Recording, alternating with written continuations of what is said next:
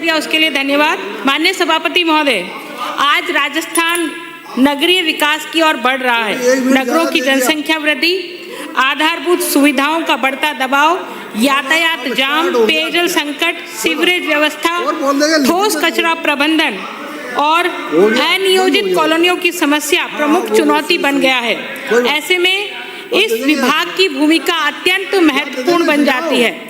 मैं सबसे पहले तो मेरी सरकार को और हमारे मुख्यमंत्री जी का बहुत बहुत आभार व्यक्त करना चाहूँगी कि उन्होंने अजमेर की ड्रेनेज समस्या, जो लगातार वर्षों से हम बार बार मांग करते आ रहे थे, लेकिन ड्रेनेज समस्या के समाधान के लिए पिछली कांग्रेस सरकार ने पैसा देने के बावजूद भी उसको विड्रॉ कर लिया।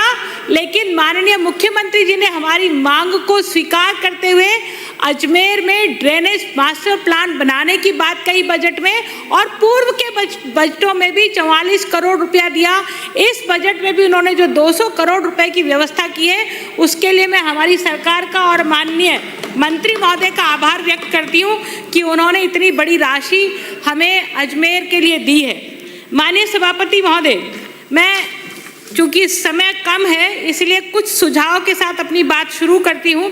माननीय सभापति महोदय, माननीय मंत्री को बताना चाहूँगी कि अजमेर नगर परिषद को वर्ष 2008 में नगर निगम के रूप में परिवर्तित किया गया और उसके बाद लगातार नगर निगम के क्षेत्रफल में बढ़ोतरी होती गई और उसके कारण से आज नगर निगम में 80 वार्ड है।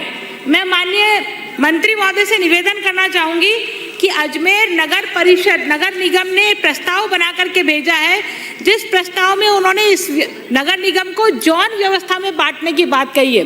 इस जोन व्यवस्था से नगर निगम पर कोई वित्तीय भार नहीं पड़ने वाला है, क्योंकि जिन पदों को समाप्त करने की बात कही है इस प्रस्ताव में, उसमें 148 पद हैं और उनको समाप्त करने के बाद में 3,14,03,040 रुपए की बचत होगी और जो भार हमारे पर पड़ने वाला है वो 3,08,00,000 ही होगा। तो लगभग बराबर सा ही रहने वाला है।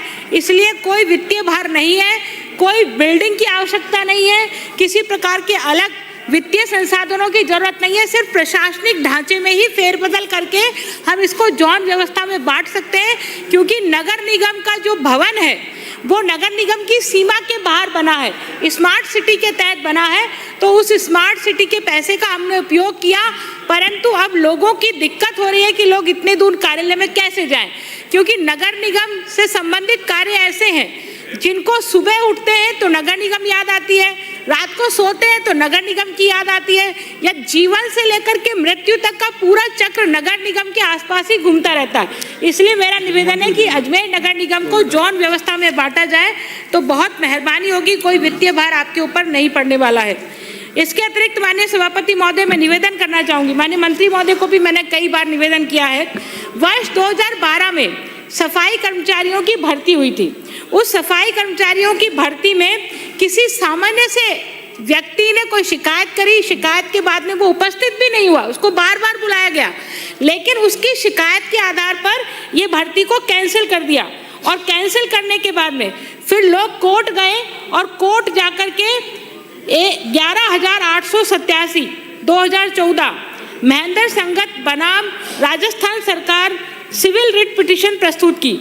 5/5/2017 को आदेश पारित कर सफाई कर्मचारियों की भर्ती प्रक्रिया को निरस्त माना। तो मेरा माननीय मंत्री महोदय से निवेदन है कि लगभग 14 वर्ष इस सफाई कर्मचारियों की भर्ती की प्रक्रिया को हो गए और लास्ट में जाकर के हाई कोर्ट ने SS राघव की रिपोर्ट, उनकी अध्यक्षता में 30/9/2023 को नगर निगम अजमेर के अधिकारियों के साथ बैठक आहूत कर सफाई कर्मचारियों की भर्ती पर एक हस्तलिखित रिपोर्ट प्रस्तुत करने की बात कही, लेकिन SS राघव की रिपोर्ट को नगर निगम के अधिकारियों द्वारा अपनी मनमर्जी से तैयार करने के कारण से SS राघव ने हस्ताक्षर नहीं किए और 2023 से लेकर 2026 तक अभी ये मैटर ऐसे ही उलझा हुआ है। 180 सफाई कर्मचारी अभी नियुक्ति के इंतजार में है।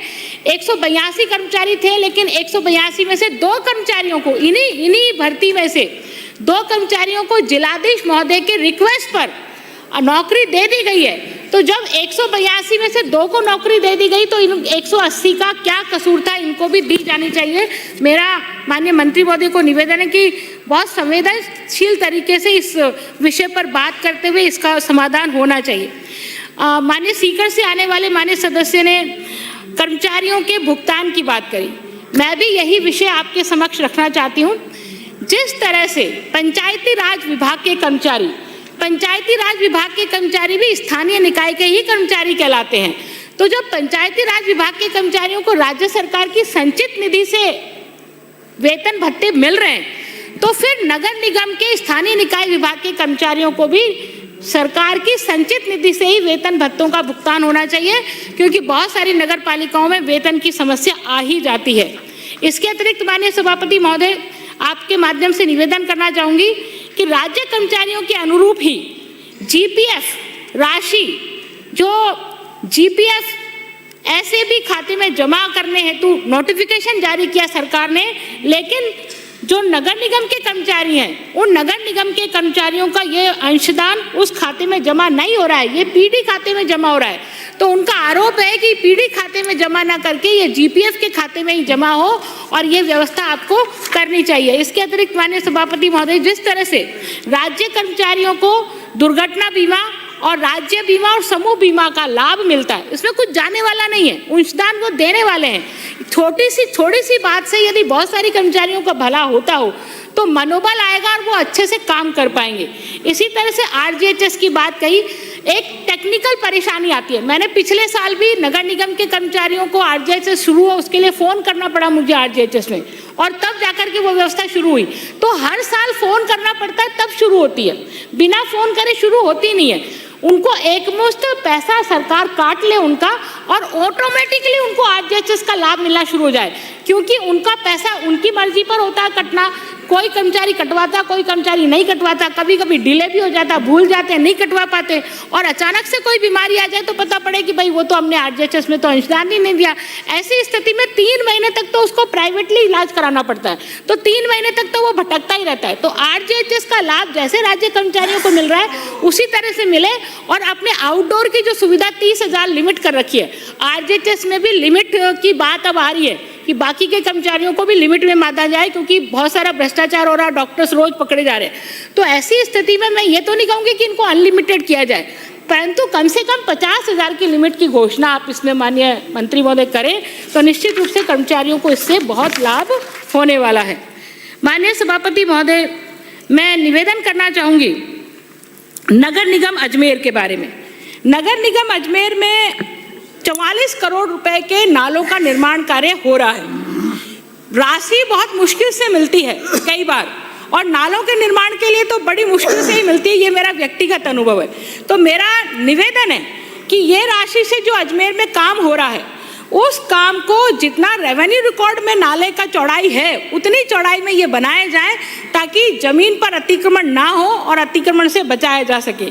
इसी तरह से डीएवी कॉलेज रामगंज अजमेर में स्थित पुलिया के पास बने हुए नाले से गुजरने वाली जो सीवरेज लाइन है, वो सीवरेज लाइन हमारे नाले को रोकती है, और रोकने के कारण से पानी ओवरफ्लो होकर के घरों में घुसता है। मैंने नगर निगम के कमिश्नर को भी मौके पर ले जाकर के दिखाया कि भाई ये सीवरेज लाइन को आप शिफ्ट करो, तो वो काम होना बहुत जरूरी है। जब तक वो सीवरेज लाइन शिफ्ट नहीं होगी तब तक हमारी समस्या का समाधान नहीं हो सकता। इसके अतिरिक्त माननीय सभापति महोदय, चूंकि पट्टों का बहुत हल्ला हुआ कि पट्टे बनाने, हमने 10 लाख पट्टे बनाए, हमने 10 लाख पट्टे बनाए, पर कांग्रेस ने बहुत भेदभावपूर्ण नीति पर काम किया। जहां जहां से इनके विधायक आते थे वहां वहां पट्टे उनकी सिफारिशों पर लोगों को दिए।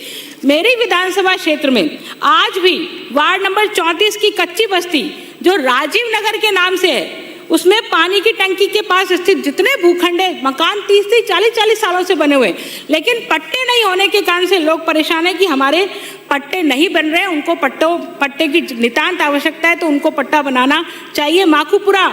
और इसी प्रकार से हमारी गुजर धरती वाले क्षेत्र में भी पट्टों की नितांत आवश्यकता। मेरा निवेदन है कि स्पेशल कैंप लगा करके ये पट्टे बनाए जाने चाहिए, ताकि लोगों को किसी प्रकार की परेशानी ना हो। माननीय सभापति महोदय, कुछ 6-7 महीने से हमारे अजमेर नगर निगम में लगातार सफाई कर्मचारियों की हड़ताल चल रही। हड़ताल क्यों चल रही है?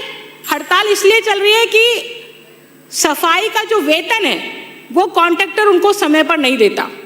60,000 रुपये उसको मिनिमम वेजेस के रूप में मिलता है। ऐसे में छुट्टी के दिन भी उनको आना होता है, वो दूसरी जगह कहीं काम नहीं कर पाते।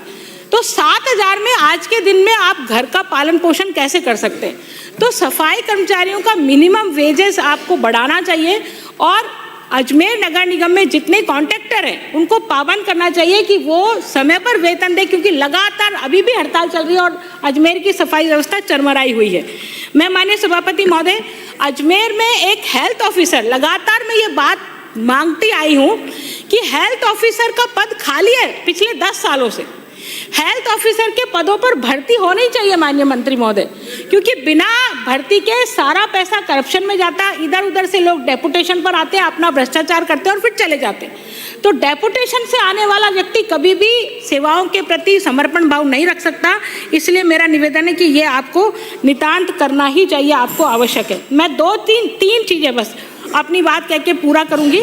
माननीय सभापति महोदय, बस स्टैंड की बात आई और सेक्टर रोड की बात आई। पिछली बार बजट में अजमेर में सेक्टर रोड देने की बात कही गई थी। तो मेरा निवेदन है कि सेक्टर रोड में जब हम जाते हैं कि सेक्टर रोड बनानी, हम चिन्हित करते हैं कि ये वाली आप सेक्टर रोड बना दीजिए, तो अधिकारी कतराते हैं, नहीं नहीं ये तो अतिक्रमण है, यहाँ तो हम कैसे सेक्टर रोड बनाएंगे। मास्टर प्लान आपने लागू किया, मास्टर प्लान में आपने 100 फीट रोड निर्धारित की है। मास्टर प्लान बनते क्यों है? अभी कोटा उत्तर से आने वाले माननीय सदस्य कह रहे थे कि हमने 200 मास्टर प्लान बनाए। अरे मास्टर प्लान बनाना कोई मुश्किल काम नहीं है, पर उन मास्टर प्लान की पालना सुनिश्चित करना वो टेढ़ा काम है।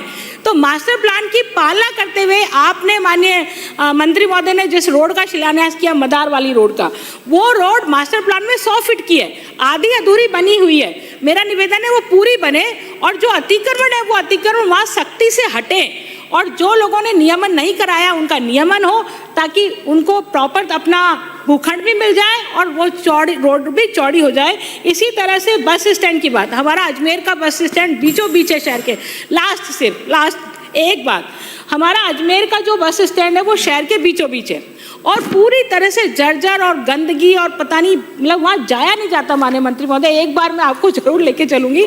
मेरा निवेदन है जिस तरह से जेडीए ने यहाँ जयपुर में काम किया है, उसी तरह से अजमेर में भी यदि एडीए के माध्यम से एडीए उस लैंड को ले ले, ऑक्शन करे, उससे कॉमर्शियल उस डेवलप करे उस जगह को, और अजमेर के 2 छोर, नसीराबाद रोड और जयपुर रोड, दोनों छोरों पर 2 बस स्टैंड बना दे तो निश्चित रूप से बस स्टैंड की समस्या का भी समाधान हो जाएगा और हमारा ये जो प्रॉब्लम इतने वर्षों से चली आ रही है उसका भी समाधान हो जाएगा। एक अंतिम बात माननीय सभापति महोदय निवेदन करना चाहूँगी, हमारे अजमेर में जवार रंगमंच बना हुआ है, लेकिन एक जवार रंगमंच होने की वजह से बहुत लंबे समय से ये डिमांड आ रही है कि दूसरा जवार रंगमंच भी होना ही चाहिए। जवार रंगमंच की भांति एक रंगमंच होना चाहिए, क्योंकि वो एक छोर पे है, बहुत सारे सरकारी कार्यक्रम, निजी कार्यक्रम होने के कारण से वो लगातार बिजी होता है और लोगों को समय नहीं मिल पाता वहाँ कार्यक्रम करने के लिए। तो एक नया रंगमंच अजमेर दक्षिण की चंद्रवदाई नगर योजना में बने तो निश्चित रूप से लोगों को लाभ मिलेगा। आपने मेरे को बोलने का समय दिया, उसके लिए बहुत बहुत धन्यवाद। एक मिनट रीटा जी, 1 मिनट जी। अरे मोहन जी कुछ कह रहे हैं। मैं निवेदन करना चाह रहा था 2 मिनट में अपनी बात पूरी कर दो कि केडीए जो बना कोटा में, उस केडीए में बूंदी विधानसभा क्षेत्र के और पाटन विधानसभा क्षेत्र के 67 विलेजेज गए। उनकी सारी संपत्ति से मतलब चरागाह, आबादी लैंड और सिवाई चेक लैंड, ये सारी